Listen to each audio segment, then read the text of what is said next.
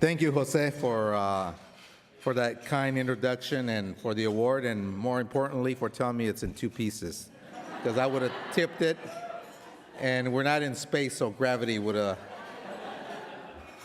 taken its toll on the award. I just want to take a time hack here because they tell me be brief, but I do want to thank Jose Rivas for his invitation to be here, first graduate at the Cap and Gown event, and that's near and dear to my heart, what the work you guys are doing, because as a first graduate, first generation college graduate, I can appreciate what the efforts you guys are doing. And let me emphasize the fact, especially to the students here, that we should not take a lone wolf approach in terms of trying to achieve our dreams, that we should try and take advantage of the assistance that's out there to help us succeed.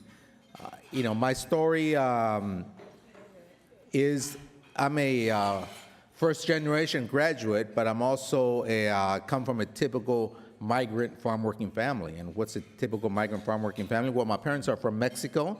My dad came here as a 15-year-old and started what was a typical routine for migrant farm workers. Is he worked 9 months in 3 different parts of California: Southern, Central, Northern California, and then went back home for 3 months. Met my mom, got married, incorporated her into the migrant farm working lifestyle, and had 4 kids. Where you were born depended on what month you were born.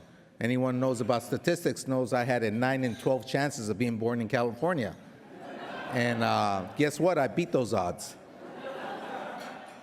2 of my brothers did not fare so well. They were born in winter months, and they were born in Mexico.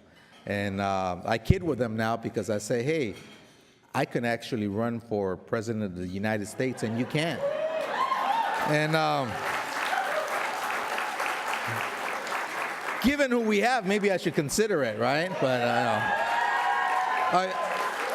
I promise not to make this a political speech, so we'll cut it we'll leave it at that. But I tell you, our migrant farm working style was changed abruptly after my 2nd grade teacher came to our house and convinced my parents that we should stay in one place, in which case we made Stockton, California our home, our last stop. Our trips back to Mexico got reduced from 3 months to 3 weeks, and thus started a stable education process for us kids in the 2nd grade. This is why I always tell folks that even though I was born here in the States, I really didn't learn the English language fluently until I was about 10 years old because of so much interruptions in our education process.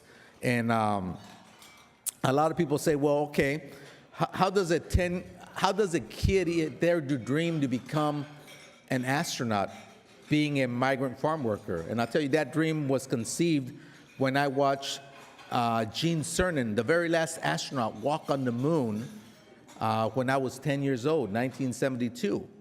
I'm 56, so you guys don't have to do the math, okay?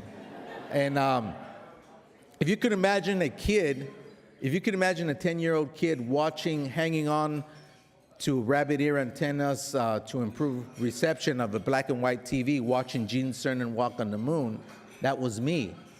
And the best thing I could have done was to share that dream with my parents.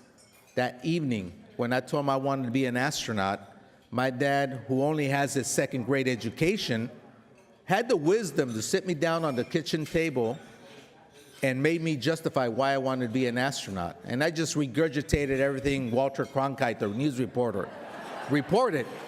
And he saw the determination of a 10-year-old kid.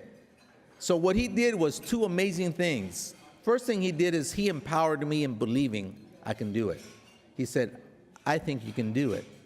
Second thing he did is he gave me a recipe that I use to this day that helped me achieve and reach my dream. He said, if you want to do this, son, follow these 5 simple steps. He says, define your goal.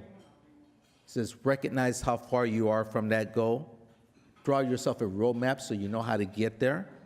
School, no substitute for a college education.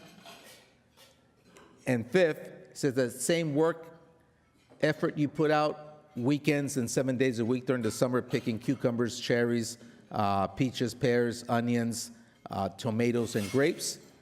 He pointed to my books on the kitchen table and said, you put that effort there. He says, you mix that up, son, that's the recipe to succeed.